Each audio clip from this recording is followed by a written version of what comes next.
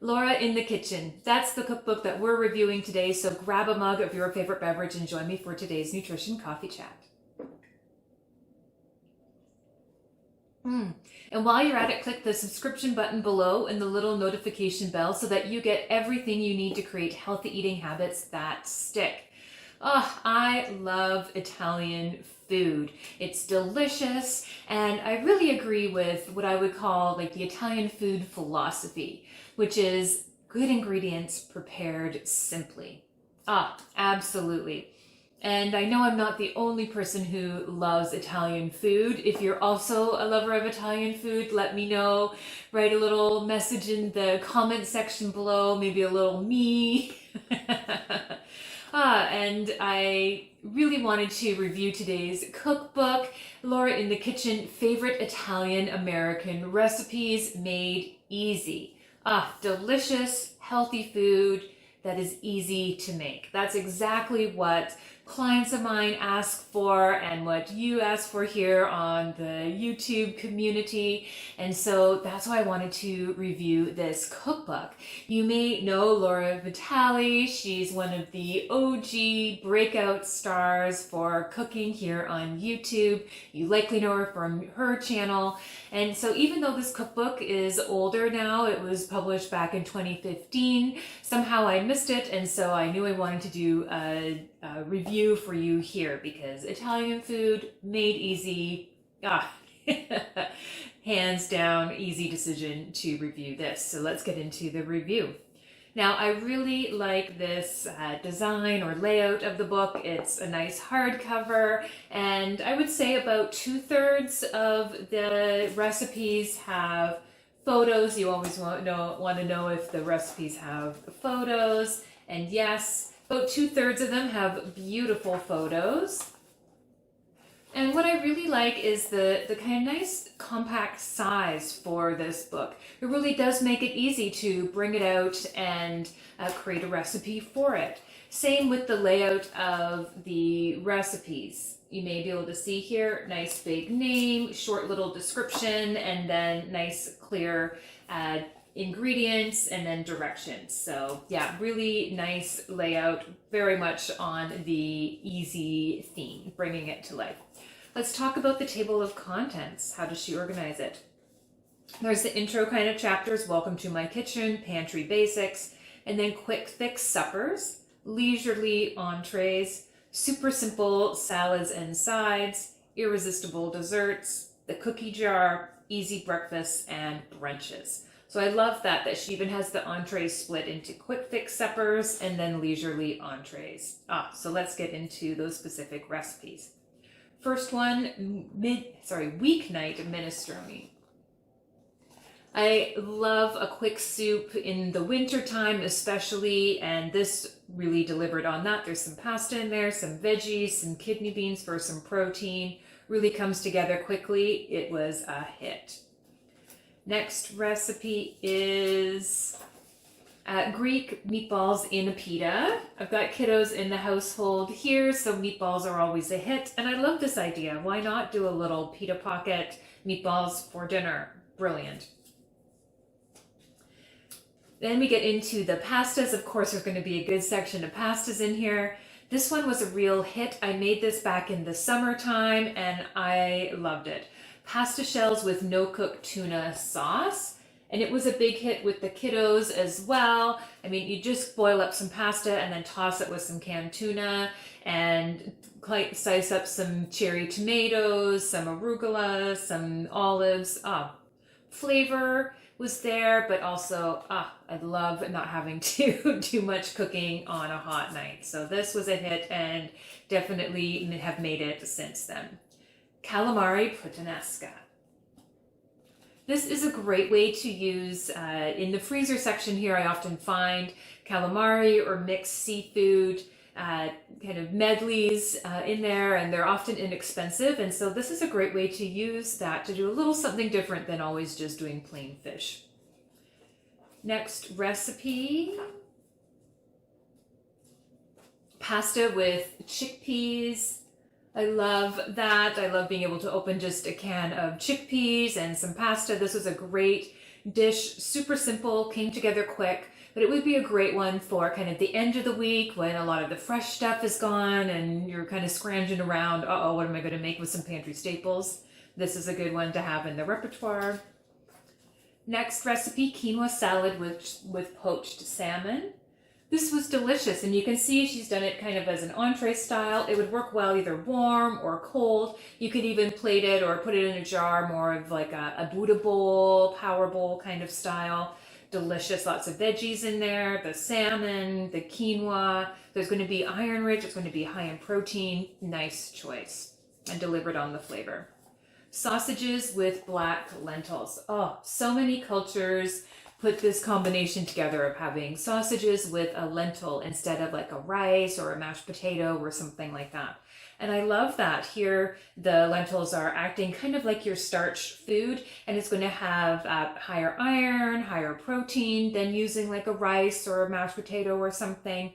And also, it's going to be less blood sugar spiking, going to be a nice, steady on the blood sugar option. So this was a great choice, and so happy to see it here.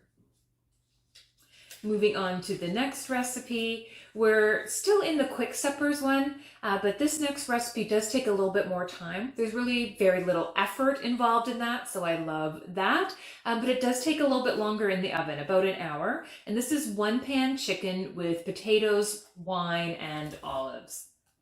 I love a recipe like this, kind of a sheet pan or one everything goes in the pan kind of recipe. It just goes in the oven and you kind of forget about it. Love that. And also there wasn't really very much kind of chopping or prep to do. Basically it was just, you know, opening the packet of chicken, throwing her in there.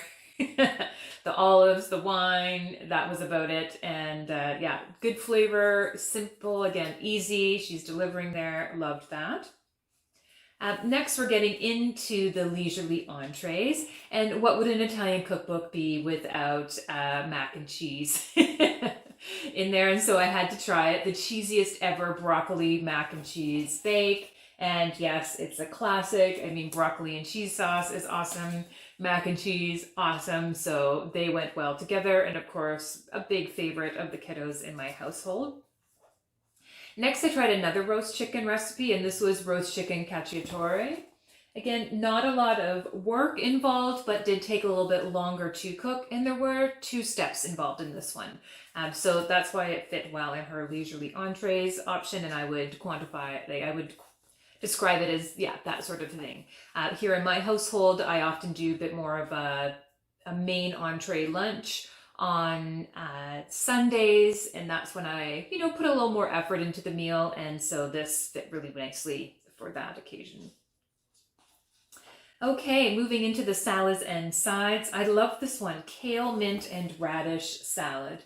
I had all 3 in my backyard, and I never thought to put mint with the kale and the radishes in a salad, and it was delicious, really flavorful and bright, exactly what you want to eat in the summertime, so loved that. The next one doesn't have a photo for you, Cauliflower Stufato. And this was great. I never thought to prepare cauliflower in this way. It's with some tomato paste and of course garlic and shallots and olive oil. So kind of classic Italian, but I never thought of doing cauliflower in this way. And it was super delicious. Definitely going to be making this again. It's going to be in the repertoire whenever I'm seeing cauliflower kind of for a good price in the grocery store. Okay, cumin roasted carrots. Roasted carrots are so delicious. And a lot of people often don't roast your carrots, and it's a great way to prepare carrots.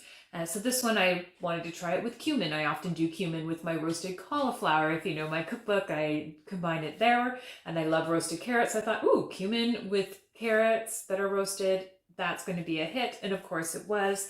The kiddos in my household often enjoy raw veggies more than cooked, but they do love roasted carrots. And so if you have kiddos in your household who are similar, who often aren't a big fan of cooked veggies, it's worth giving roasted carrots a try. And then rounding it out with a couple of desserts. The first one is a yellow cake with raspberry jam and orange whipped cream. This is just a simple bundt cake, but it's great to have something that simple in the repertoire. for, those occasions when you were looking for a little bit of a homemade dessert, and it was delicious. And then the next one, Dutch baby with lemon, mascarpone, and berries. Oh, I mean, I love mascarpone cheese and I love blueberries with lemon, so this was a no-brainer. I had to try this recipe. And while she has it as a breakfast or brunch option, I actually made it as a dessert instead, because I mean, look at it. It's beautiful. It's baked in the oven and it has all those delicious ingredients. So it works really well as a dessert, especially if you don't love a super sweet dessert. And I'm always looking for kind of lower sugar, but still, delicious dessert ideas. And this one, in the Dutch baby itself, there's only 2 tablespoons of sugar. And then in the mascarpone cream, there's another 2 tablespoons of sugar, which I did decrease. And everybody loved this as a dessert. And yet, the whole thing only had up to 4 tablespoons of sugar in it. So to have, not a bad dessert option.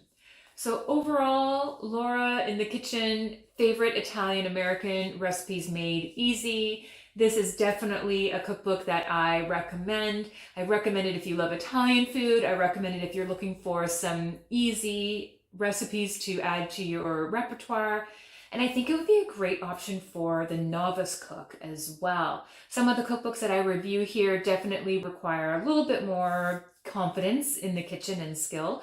But this would be a great one if you kind of mastered, making pasta with a jar of sauce and you're looking for kind of that next step, or you have someone in your life who's looking for that next step. Maybe you've got an adult child who's kind of on their own, in their first apartment type of thing, and they're just doing some early cooking. This would be a great cookbook for that occasion, that person. You can always pop down to your local bookstore to support them to get it. Or if you buy your books off of Amazon, I ask that you use the little link I've got in the description box below. When you do so, I earn a little bit of commission from that at no extra expense to you. So that's a great way to show some support for the videos here that I share on my channel. If you like today's video, let me know. Click the little thumbs up button below. I've queued up a couple other cookbook reviews here of quick, easy meals. See you soon, and in the meantime, enjoy healthy eating.